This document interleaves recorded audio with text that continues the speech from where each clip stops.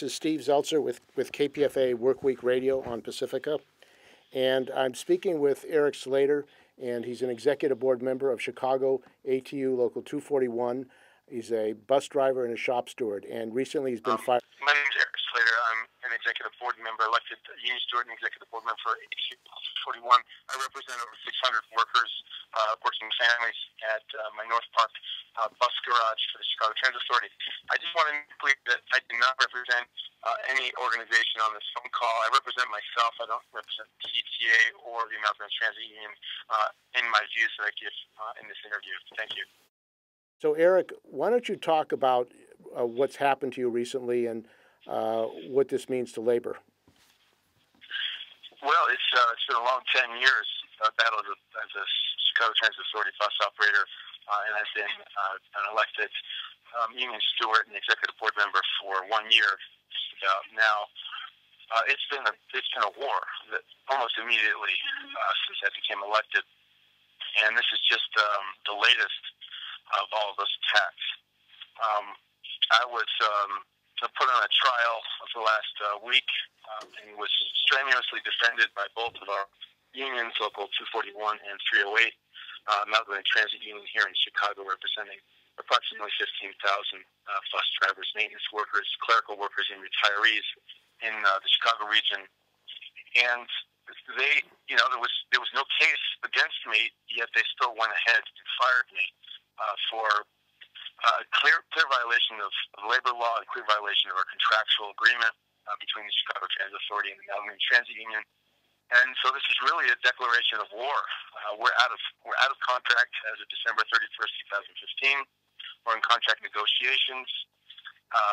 The strenuous opposition of both locals. It wasn't like they were leaving me out to dry, and many statements of support, even after a public press conference on the property, the headquarters of CTA, Chicago Transit Authority, and yet they still went ahead with the termination. So, I mean, in some ways, this is, of course, a horrible injustice, difficult for my family, but it's also energized and excited many workers here in Chicago, and I think beyond Chicago, that this is a chance to fight back. They've made a mistake by making this, by firing an executive board member, and we haven't seen labor fight back, and this is really a chance that we might be able to do it. Now, at the press conference that was held, a number of drivers said that you had come to their defense, that they'd been illegally fired and harassed, that in the past, Mayor Rahm Emanuel has actually prevented bus drivers from having any kind of political activity on their off time. And it sounds like there's a general reign of terror against the bus drivers and the union members in Chicago and CTA. Is that true? Yeah, I've been a bus operator for 10 years, a bus driver, and when I first started, it was pretty bad, but it was about 5 years ago that they made a turn. They said it was the new CTA, and they basically, they might have it in some document somewhere, but they wanted to get rid of anyone with seniority, and they did so basically by making the discipline so impossible to follow and making any kind of perk you might have with a job gone. And, not allowed to take days off, harassing people for taking Family Medical Leave Act, which is illegal law, to be able to assist your family, not having sick days, that you get penalized on your first sickness that you have. All these things were just brought down the hammer. And so basically it's extremely hostile working conditions created, really manufactured by management. And everybody knows driving a bus in the city is challenging. The technical aspect of it, driving down a city street with many taxis and many cars, but the passengers getting on with the anger and legitimate concerns and problems of society today. But really, it's been the attack by management against workers, deliberately trying to make this a difficult job that has really angered my coworkers.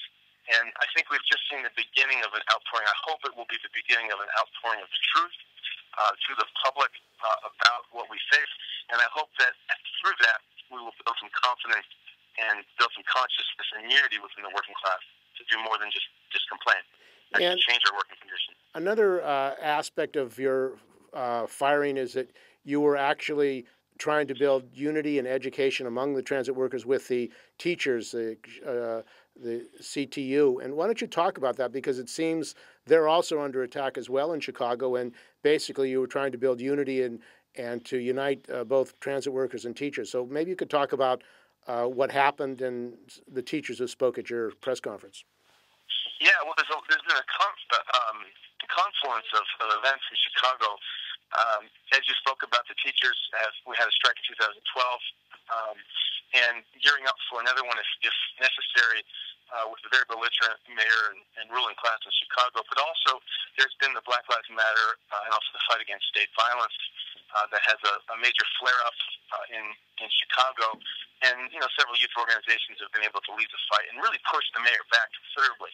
So in the context of this, we're in negotiations too. We're out of contract as well. So this is the time to hit back.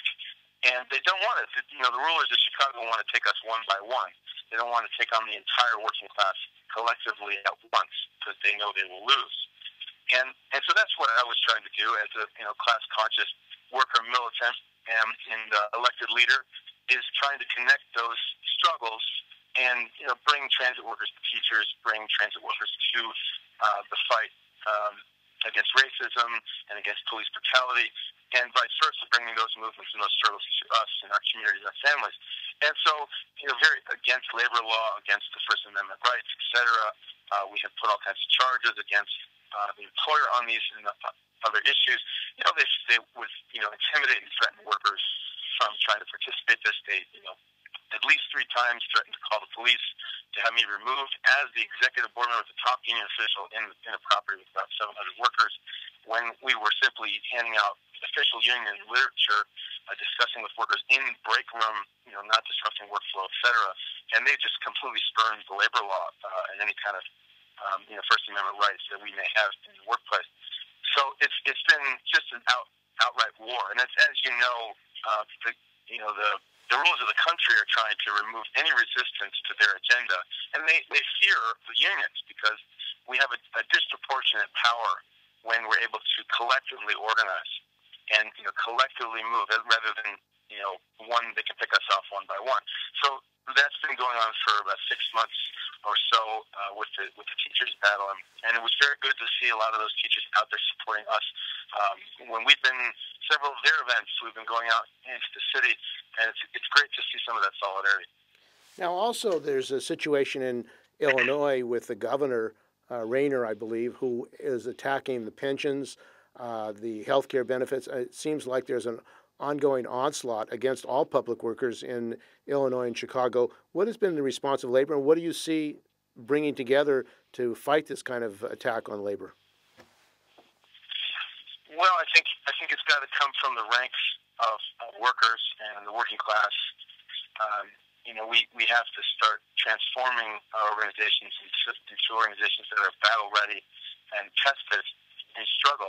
The mayor, the governor, and the mayor have both put down the gauntlet. Have said, we do not want to deal with unions. We don't think we need them anymore. We can simply take away the working conditions and even the laws that we have. Some of the progressive laws that we fought for and won in battles from the 1920s, 30s, 40s on. They just want to do away with those by fiat. By forcing us not to be able to fund our unions, to not allowing us to function, to putting laws against our ability to withhold our labor, et cetera, et cetera. And, there needs to be really a new generation of worker leaders that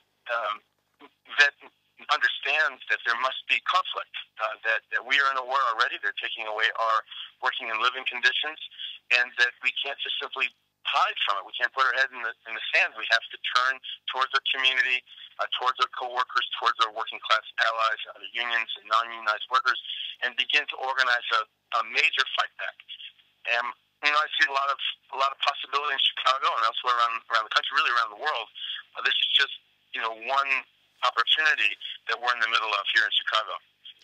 And of course, as you say, transit workers, public workers, and all workers are under attack nationally. Now, both the transit workers' contract has expired. Also, the teachers' contract has expired. What possibility is there of united action of the transit workers and teachers in Chicago against these attacks? Yeah, well, I think this latest attack against me is a real opportunity, actually. There's discussion. Obviously, I don't make the decisions on this by myself, but there's discussion of, sending a 5-day letter to the transit agencies and saying if Mr. Slater's not brought back, then the contract's null and void, or other possibilities that are legal. That we take in sympathy with the teachers if they go out, and all those things are on the table. Really, I think what's now possible is getting out the word to the public about the difficulty we face, getting some sympathy for us, and then from that point, organizing ourselves to make strategic moves. To have public rallies, to have social events with each other, and then those come out to be street events and street actions that themselves build our confidence in each other and in the working class more generally. Now, there's a election campaign going on, and in the Democrats, you have Bernie Sanders, who is running as a Democratic Socialist and says there's an oligarchy running the country. What position has the ATU taken on the election? I don't know of a position if they've taken one. I can speak for my own self, but I do not know. I'm pretty confident my local one has not taken a position on the national campaign. But I'm not positive about the international if they've made a position in either Democratic or Republican Party or which candidate. Now, the issue of the unions and workers having their own political party in this country, a labor party, a workers' party, to raise these issues programmatically. Do you see any possibility of that happening? I know Bernie Sanders is running as a Democrat, but he is not running as an independent. He's running pretty much as a Democrat. Well, I think, it's been 100 years that the Democratic and Republican Party have been the left hook and the right jab against us, pick your poison. And, ever since the 50s and 60s, the Democratic Party has tried to corral the working class instead of attacking our interests. But once we've elected them, they've actually acted in the opposition to our interests. And they, both parties, they play back and forth. They frighten. They say, well, a Republican gets elected, it'll be worse. But if a Democrat gets elected, then it'll be slightly less worse. And again, it's like should I be hit, in the front, in the face, or in the belly? I don't know. At some point, rank and file leadership of unions will be leading battles. There are many battles being opened here, but that there be a qualitative in the struggle of the working class against the ruling class in the United States, that we begin to see that neither of these parties are in our interest, and that we need to have an independent voice. Politically, nationally, we need an independent voice for media, for independent voice for connecting the struggles from city to city, and very practical work, but also putting on the table the potential for a government. That's what a political party does. It forms a government of, by, and for working people, which, of course, would be in the interest of the vast majority of the population in this country. And because, we live in an empire, that this would be in the vast interest of the vast majority of humanity. And, it's really on, to a great degree, our shoulders, the working class, that we have this great capacity. We move the world. Certainly transit workers do that, but we also create the wealth that is necessary for life in humanity. And, we have this dignity, and we have this authority given to us, not given to us, but earned in society because of the hard work that we do, the families that we raise. And really, it's this section of society that could begin to bring us forward, in my opinion. And Rahm Emanuel is a Democrat. You've got a Democratic mayor who has been attacking the transit workers, the teachers, with privatization and deregulation. Deregulation and privatization have been pushed not just in Chicago and in the United States, but internationally in Turkey and South Korea, throughout the world.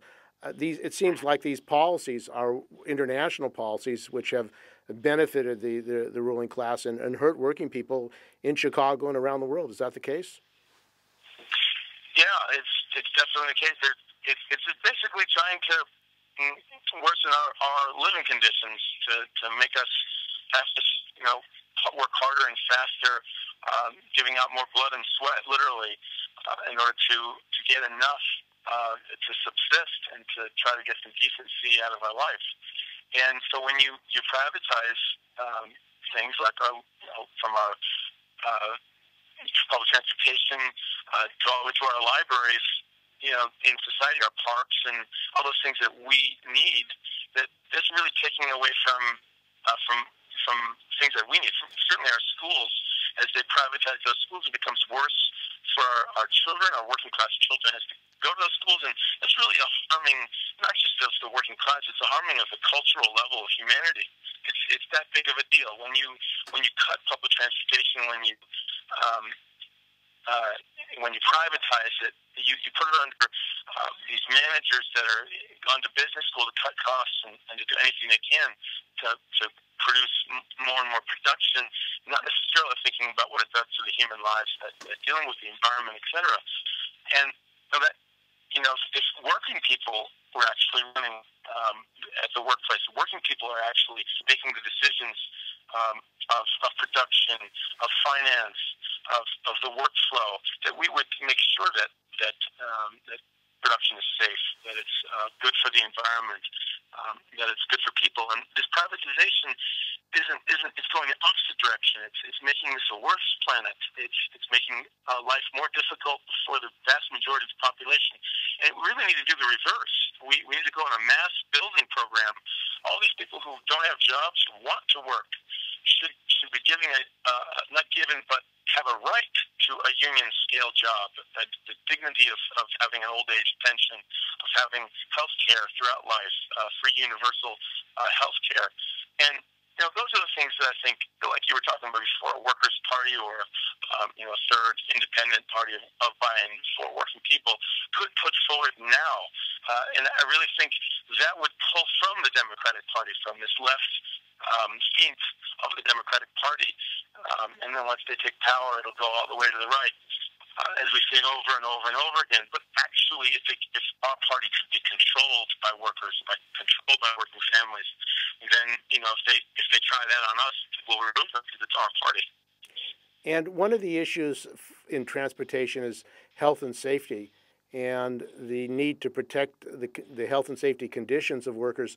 Do you think that this repression and attack on transit workers has affected health and safety and the right of workers to speak out about health and safety dangers on the job? Yeah, I don't know the percentage. It's got to be over half of my coworkers are driving in pain, and that's dangerous. It's because the policies of management, again, which are based on privatization policies, based upon this management mechanisms of trying to get output without any thought. What do you mean driving in? What do you mean driving in pain? What is that exactly? Well, so in practice, what they make it is so difficult to be sick. If you're sick, you're in trouble immediately, and they might fire you for it. If you try to get time off to be with your family, because everybody's all transit workers they get the job because they have kids, and you want to pay for your kids' health care, and you have a family. Almost all of us are that way, and so. Excuse me. So when you go there and you're threatened when you have to go deal with a family emergency, or you have to deal with your elders or your children, that you have to take something like family medical leave act, and we have a law for that. But then they harass you. They go and you go to your home to try to investigate whether or not that's what's going on. But all for what? Because you're not going to get paid that day. It's not like you're getting paid for not working. And so they get all this bureaucratic mess. It's so complicated, so vindictive, and that everyone's scared. There's so many rules. We have 12 cameras on our bus, on a 60-footer, and 7 on our 40-footer. That we're afraid to say anything to the passengers. We're so angry at having been disrespected by management. The rules that they throw at us, we can't actually follow in practice because they contradict themselves. Because the real life conditions don't exist in a piece of paper in a book. That's why you need a human being doing it. At least at the moment, we'll see where computers go. But that this actually becomes a safety hazard because the people who are there on the front line, who know what's going on, the the bus driver and the passengers, and you could say the mechanics and maintenance workers as well, are not the ones making decisions. Instead of somebody in a boardroom someplace who never is impacted by it. And so when they make the schedules to go so fast because they're trying to cut costs, but when they make the break time so short, again because they're trying to cut costs, it's a bleeding knuckle, bloody affair where people are driving in extreme pain because they have repetitive stress injuries, because they're not getting enough breaks, because they're so stressed out, because of the difficulties of life come onto our city buses. And this, in turn, makes it dangerous for the passengers. It makes it also, the communication back and forth from the passengers to the frontline workers like the bus drivers is often very strained and sometimes very violent. And then violence is directed at us, and there's nothing else to protect us. The flimsy screen does nothing when someone really wants to hurt you. And, it's not us who makes the fare.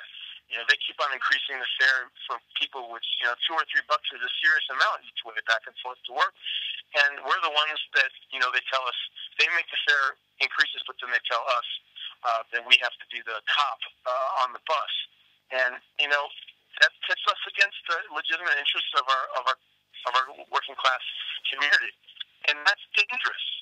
So the fact that we don't make the decisions is a great danger to the public. It's a great danger to us and our families. And we really have to go the opposite direction, away from privatization towards worker control. And what can workers do, and other people who want to support your struggle to get your job back and to defend transit workers in Chicago? Well, we're having a very exciting meeting tomorrow night. It's mostly an internal meeting of workers. And, my coworkers are excited about the fact that we went straight at the belly of the beast into the headquarters, and we had a press conference. But so they had this press conference, and workers stood up and spoke out, and it was a great confidence build, and I hope we can build upon it. So one thing that can be done, we're getting so many. We've had a kind of an ad hoc committee. Of course, we've gotten support from our unions as well. But people have been sending messages of support. If you're a rank and file militant or a rank and file elected leader, please send a message of support. If you're a higher level officer, then go ahead and have your board or maybe your president or business agent send out a message of solidarity. This local, even if it's not ATU, if it's the trans union or any union, say, hey, look, we're against this attack against all working people, this attack against union rights, against democratic rights, of the right to defend their contract. And we stand in solidarity with Mr. Eric Slater in Chicago. We stand in solidarity with ATU Local 241 for standing up. We demand that he immediately gets his job back. And we hope to join you in struggle on a national level, international level, for better working conditions for our workers in where we are and workers around the world, the vast majority of the population. Okay, well, I want to thank you very much. We've been speaking with Eric Slater. He's an executive board member of ATU 241, the Chicago Bus Drivers Union, and has been fired for standing up for his union members. And we hope you're successful, Eric, in getting your job back and building more solidarity for transit workers and all working people. So thanks for joining us on Workweek Radio. We will, and hopefully we'll build a lot of consciousness, confidence, and unity in the working class along the way. Thanks, Steve. Thank you. Take care.